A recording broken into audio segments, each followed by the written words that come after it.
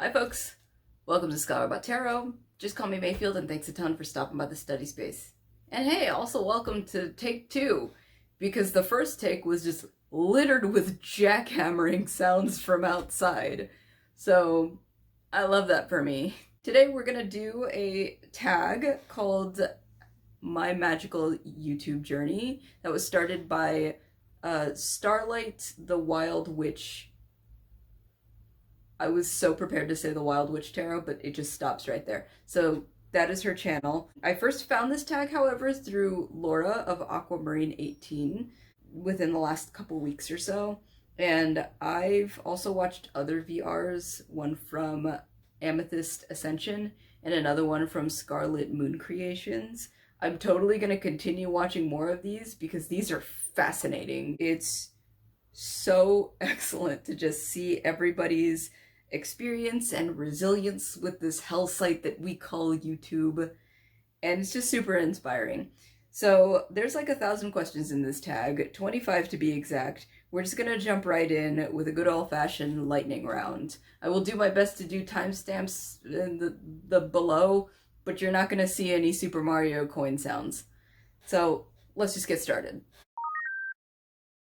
What is your channel name and significance behind it? Scholarbot. I'm a scholar. According to my dad, I sound like a robot. Scholarbot. What type of content do you create on your channel? Tarot book reports, video essays on tarot, VRs to hashtag, and the rare tarot review. What inspired you to start your channel? I have 3 key inspirations in chronological order. Thing number 1, I honestly just needed a space to be able to word vomit all of my thoughts, my ideas, and the research that I did regarding tarot. Thing number 2, I had way too many decks at the time, and I was trying to keep myself from buying more by having a space to be able to just rediscover the decks that I already had in my collection. And thing number 3, this was the final straw for me, other people's videos. Just a brief explanation. I was super self-conscious about doing content wrong until one fateful day where I was watching someone do a flip through of some deck. And suddenly the camera just moves forward and you just hear, fuck! The camera basically just ate shit into the deck and they didn't bother to edit it out. I watched that glorious moment unfold, and just with a smile on my face, I was like, yeah, I got nothing to worry about. How long have you been on YouTube as a content creator? My channel began New Year's Day of 2022, so it'll be the 2-year mark pretty soon. What are your hobbies outside of your channel? Okay, so the TLDW is that I'm just chronically online. If you're in for the full answer that's full of jargon, just buckle up, because here it is. So I love anime. I've been an unapologetic fan of anime since I was a kid, even before I even knew it was called anime. I watched pretty much most of the OGs from the 4Kids days, so Pokemon, Yu-Gi-Oh!, Card Captors, you name it. My current favorites are Madoka Magica, Holic, and Link Click. I have so many more favorites, but those are just the first that kind of come to mind. I love anime so much that I do try to attend at least one anime convention every year just to check out some fun cosplay, buy some merch, and meet some of my favorite voice actors. So that's been awesome. I also grew up playing video games, and part of my areas of interest, as a matter of fact, in my grad school or in academia was gaming. My favorite publisher of video games is Rareware, and to this day, almost on a yearly basis, I will play Banjo-Kazooie, Banjo-Tooie, or what was the other one? Diddy Kong Racing, just to full completion, like 100% completion. Currently, I play League of Legends, just if I ever want to turn my brain off, which is often. I'm kind of a jack of all trades for the champs that I play, but I do prefer playing ADC characters, so Varus, Jhin, and Jinx are some of my favorites. I love Super Smash Brothers, and I will fuck you up with Mr. Game & Watch. And I'm also really excited about the new Mortal Kombat game. I can't really do gore as much as I was able to once upon a time, but once I heard that they were bringing back some of the older, goofier fatalities, like, count me in. I'm ready to see 3 rib cages falling out of a single person. I also watch a lot of YouTube. Aside from TarotTube, I like to watch Let's Plays because I'm just too busy to keep up with video games like I want to. I'm a fan of Markiplier, Jacksepticeye, and the Game Grumps. I like cartoons, so I watch a lot of animation channels like Illumations, Jaden Animations, and Let Me Explain Studios. Tons of video essays like Lindsay Ellis, FD Signifier, Khadijah Mo, and Jesse Gender, etc. And I watch 2 news channels, Internet Today and Some More News. I'll have you know that I was fans of a majority of these people before their channels, like, swelled, or as their channels swelled. I've been a fan of Game Grumps, for example, since, like, day 1. Like, the trailer. So that was, like, 11 years ago. And that's mainly because I was watching a lot of Aaron's old animations from, like, the Newgrounds days. I get a sneaking suspicion that nobody knows what the hell I'm talking about. Basically, I've rotted my brain from television, is really what I'm trying to say. Is there a new style that you want to try? I can be super dramatic and critical of things. You have no idea how badly I want to, like, talk chisme about tarot controversies and, like, failed campaigns. As I shared earlier, I do watch a lot of YouTube, and I'm in several different spaces. Drama channels are not one of them, so I really have no business being one, so I really shouldn't.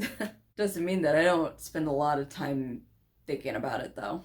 Something that's a little bit more realistic, though, I do want to incorporate more humor and maybe tiny skits into my videos, because humor is a large part of my personality. The only thing is, like, I have to be careful because I have such a poker face that a lot of my jokes don't really land very well as much as I want them to. And it doesn't make it any better that my jokes can be very self-deprecating. So there's that layer too. So for now, I've really only allotted myself 2 to 3 jokes or sarcastic comments per video. How do you plan your content? With Microsoft OneNote. I have an entire digital notebook dedicated to tarot book reports, and an entire digital notebook for tarot essays. And one of the chapters I dedicated entirely to hashtags. Once I get a particular deck that I want to deep dive into, or a hashtag that I'm interested in, I make a page for it. And since everything syncs together, I can revisit my notebooks on whatever device that I'm using. I do have a tendency of working on scripts during downtimes at work. That's honestly why you've been seeing a lot more content during the summer. And I do try to record one of my partners at work, since I get really shy about the volume of my voice when I record, even though my husband doesn't mind whatsoever. He's been super supportive about all of this. It's just, I just assume that he's judging me in the other room. Because he knows, like, a lot about, like, you know, taking multiple takes or editing and stuff like that, and it's just let me take my one take and edit this damn video. With that said, what are my tools of the trade? I use my phone for recording. I use natural light or a couple of lamps if it gets too dark. And I use my aging tablet to carry my script. I also have 2 mics. I have those mics are really dependent on how I'm delivering my content. So I do have a Razer mic that's packed away somewhere because I don't really use it as often, but in case I ever want to do a voiceover, that's what I would use. And I have a Rode mic that's kind of chilling on my shoulder here, and that's what I mainly use, even for the top-down views. My laptop has a standard video editor, although a couple of videos from mid-2022 were made with Adobe Premiere Pro when I had free access to it through a previous job of mine.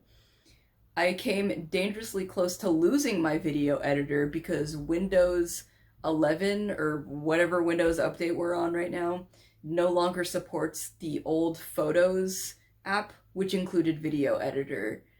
This was a nightmare because at the time I needed to edit the tarot review for Auntie K's Marseille deck, and oh god, suddenly it wanted me to learn Clipchamp, and I was not having that. So I did do a little bit of digging, and for those who are interested in editing software, you can find the old video editor by downloading Photos Legacy, and lo and behold, all my stuff was still there. So that was exciting.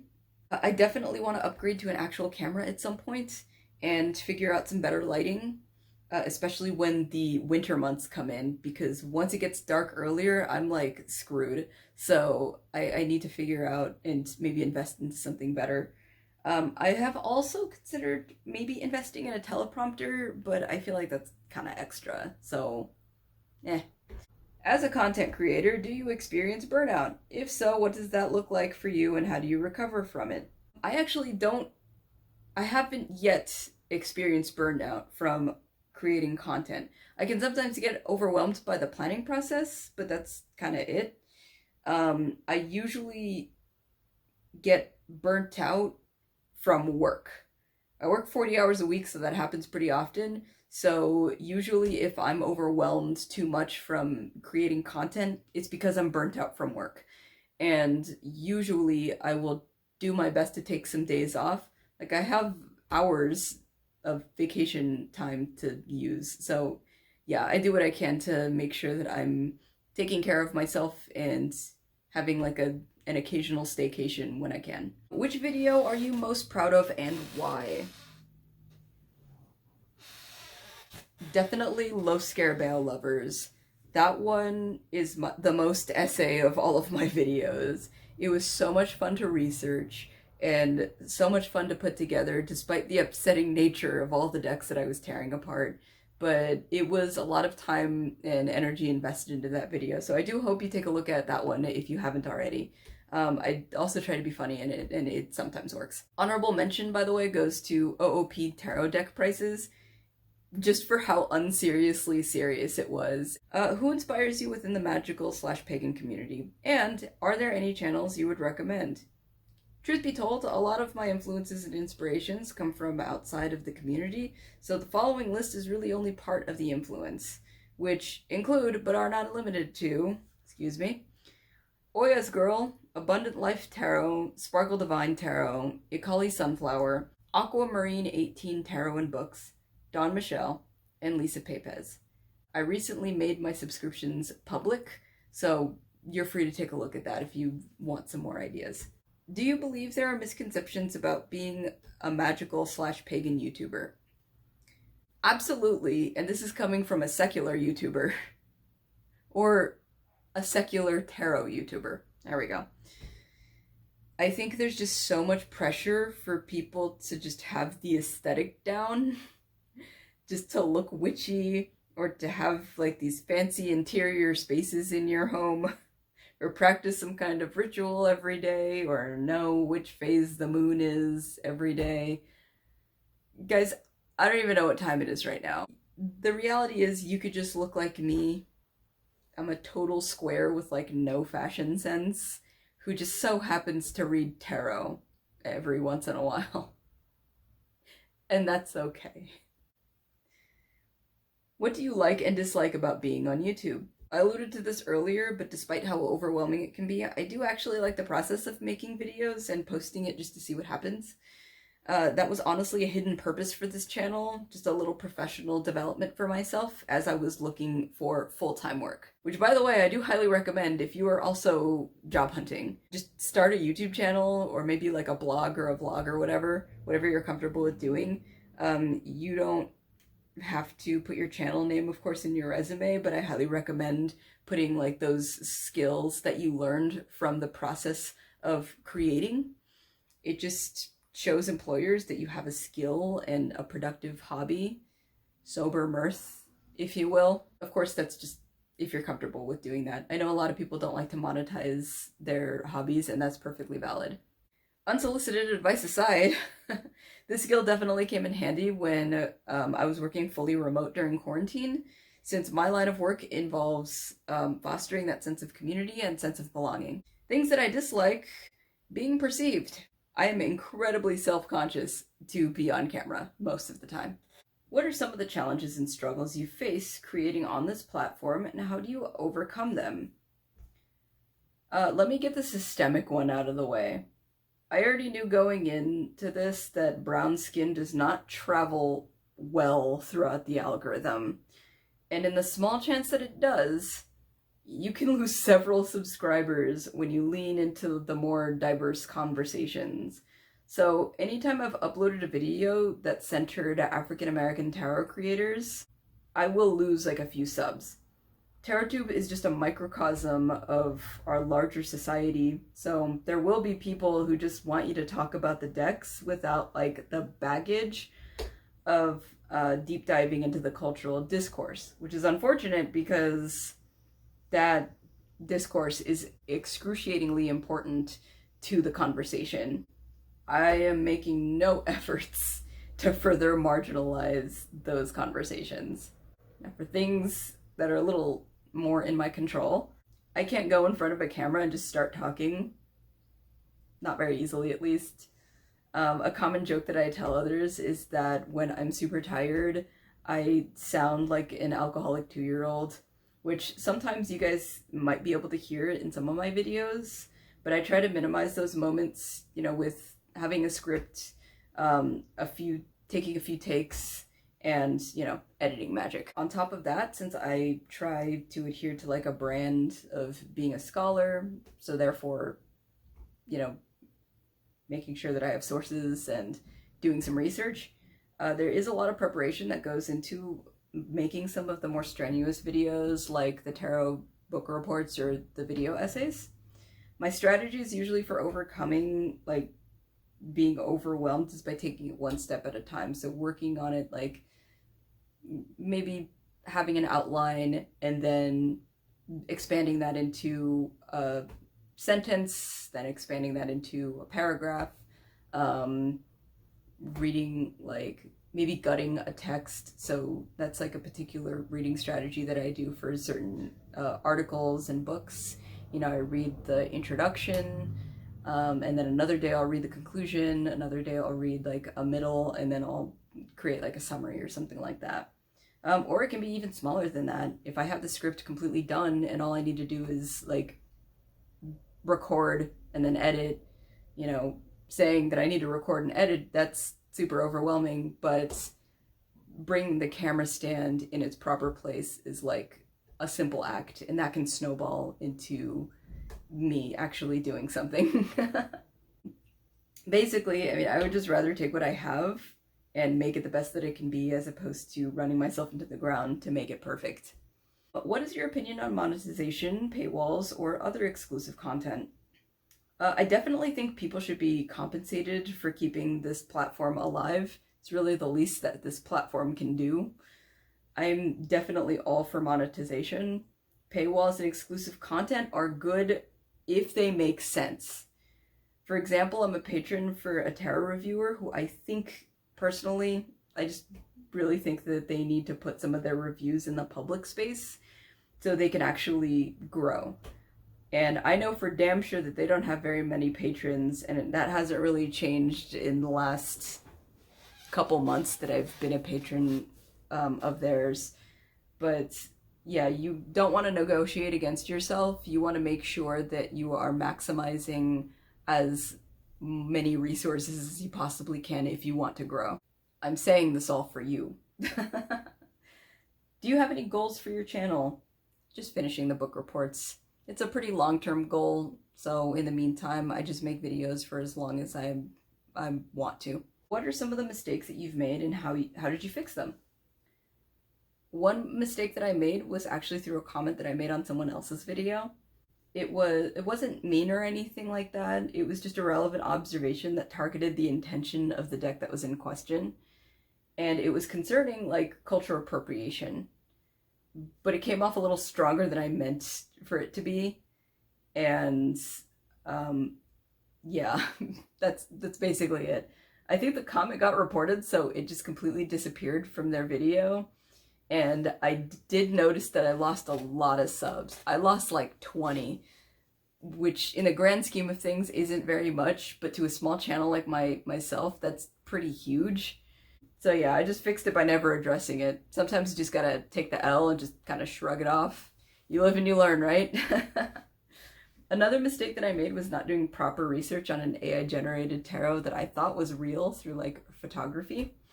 I fixed this by telling you guys the whole story in my mid-year tag, and then I made sure that I left a pinned comment on my AI tarot video.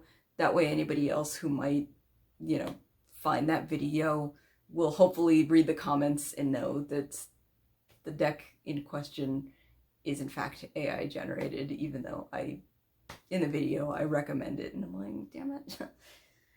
What are some of the ways your channel has grown since your first video? I stopped trying to record in a single take. I got better at editing, and while I still get a bit of stage fright, I do feel a lot more comfortable in front of the camera. I also have a different altar cloth that everyone seems to like.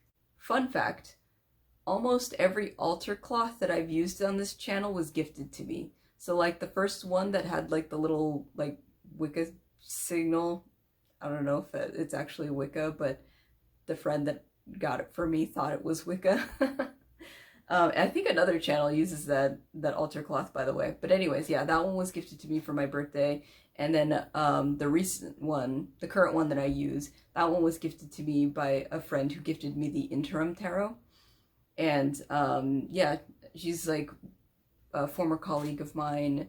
We still talk, of course, and she's also, I think, the first subscriber of this channel. So that's pretty awesome. I appreciate you guys. Have you ever wanted to quit making videos? Why or why not? No. Have I dreaded having to make the video? Yes. What do you wish you knew before starting your YouTube channel journey? This question gave me quite the revelation. I actually put in a lot of time into thinking about my channel and, just starting my channel. And since I'm such an active viewer in many different parts of YouTube, including the parts of YouTube where YouTube itself is critically analyzed, I kind of had a very good idea of what my experience was going to be going into this. Channel-wise, I can't really think of anything that I wish I knew before uploading that first video. Content-wise, however, the book reports take way much more time than I ever anticipated, and I feel only a little bad about that. I definitely felt awful about it like the first year, because that was like my whole New Year's resolution, but now I feel a little bit better about the rate at which they're coming out, because I'm taking a little bit more time into making sure that they're a tad more polished. But I do kind of wish that I had a better method of script writing for those. So that might be my next project, to be honest, is to revamp how that looks. Do you post on any other platforms? If so, what are they? Yes, I do have an Instagram specifically for this channel that I sometimes post to. I've been kind of bad about that this year, but I've been trying to get back into the rhythm of things. I do share a lot of stuff on my stories. I am quite active as like a viewer. Like I'm always liking and, reposting stuff. I do also have a Twitter or X or whatever, but I don't post or interact very much with tarot content. It's really just me liking, bookmarking, and retweeting stuff that ranges from anime to video games to academia to politics. Do you have any advice for those wishing to create a channel? Okay, so I'm gonna give you like a personal answer, and I'm gonna give you a more practical answer. My personal recommendation is to make content for you in whatever capacity that you're able to, because at the end of the day, the audience owes you nothing. Now for some more practical stuff. The algorithm is indeed a mysterious bitch, so your mileage may vary with each of these things that I'm going to tell you. So the first one is make sure you're connecting with others. So watch other people's videos and just make sure you're commenting on them. Definitely do not try to promote your stuff though. That is a little gauche, unless it's relevant, of course. Do subscribe to those that you genuinely like and regularly watch. Hashtags are a great exercise and perhaps the easiest videos to make. It's also a good form of networking if you're tagging people appropriately. So anyone that you've watched in preparation of your hashtag, so other VRs, and then of course the person who created the tag, definitely tag them. People who you want to see a response from, tag them as well. Definitely try to favor quality over quantity. I mean, you don't want to overwhelm your audience, but more importantly, you don't want to burn yourself out. So stick to fewer and more quality videos. While some creators can get away with posting every day or even every week, I do hear that once every few weeks can be Goldilocks perfection. Change your thumbnail. I don't do this very often because I'm lazy, but it is an idea. I don't know if anyone remembers former tarot tuber Papa Squirrel, but he used to have these like Mr. Beast-esque thumbnails that would unwelcomely grace your recommended videos page. Kind of like that. Longer videos. Long-formed videos yield longer watch times. I blame the ASMR community. Double points if you have a soothing, soft voice. Just be prepared to not get very many comments because people are falling asleep to your video. But hey, at least it's getting some watch time. Who will you tag in this video? I'm gonna tag Kim from the Abundant Life Tarot. I'd love to hear her experience, and I feel like her insights would be super valuable to this conversation. And that concludes my magical YouTube journey. What did I learn from this tag? Well, it's really other people's videos that I'm learning a lot from, from Scarlet Moon Creations, for example. I was super interested in how she creates her thumbnails. I guess she uses Canva, which I'm kind of scared to use, but I might consider it just because like sometimes YouTube will have like a really fun thumbnail of my face, but I can't always bank on that. My video editor likes to make fun of me all the time where, you know, I'll drop the clip and it'll just have the most messed up like look on my face, but I digress. I also learned that I kind of sort of know what I'm doing, although I do pick the path of least resistance. So if I really wanted to, I could perhaps work a little bit more on, you know, increasing my subscriber count, but honestly, I'm pretty happy with where I am right now. If you do genuinely like what you're looking at though, definitely hit the subscribe button. If you like this video, certainly leave it a like. And if you have thoughts about any of the things that I shared today, or if you just want to let me know that you made a VR to this hashtag, please, for the love of God, let me know in the comments. So I hope this was kind of insightful, and I hope you got something out of it. But until next time, folks, be sure to make discourse not war. I'll catch you next time. Bye.